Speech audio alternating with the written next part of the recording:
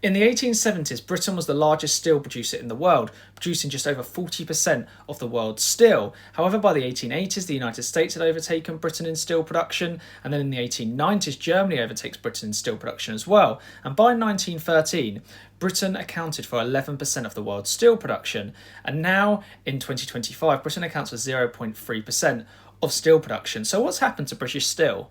At the turn of the 20th century, Britain became a net importer of steel, and on top of that, after 1900, American and German steel plants were more efficient, and they could also get cheaper raw materials than the British steel plants could. In the 1920s, there's a mixed story of British steel production. The British economy was doing badly and exports weren't doing well. And this is partially due to Britain being on the gold standard, meaning British exports were very expensive.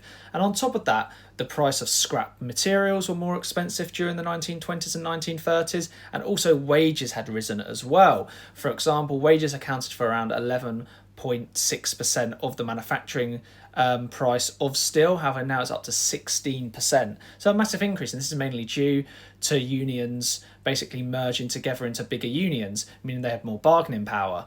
During this period, Britain was still importing steel, and over 50% of the steel imported to Britain came from Belgium.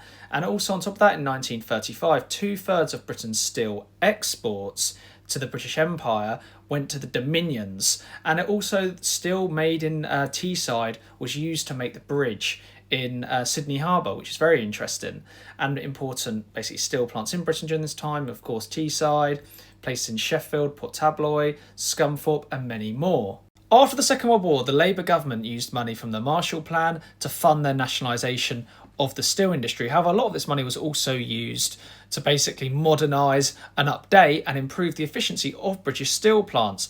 And even by the late 1960s, Britain was the 5th largest steel producer in the world, and the amount of steel Britain produced continued to increase. The steel industry was privatised again and then nationalised again, and in the 80s it was privatised again, and it was massive job losses. And since the 1970s, British steel production has been decreasing more and more. In the last 40 years, the steel industry has been decimated by consecutive governments, and of course protesters as well have destroyed people's livelihoods. Net zero has had an impact, high energy prices had an impact, and of course government over-regulation has had an impact as well.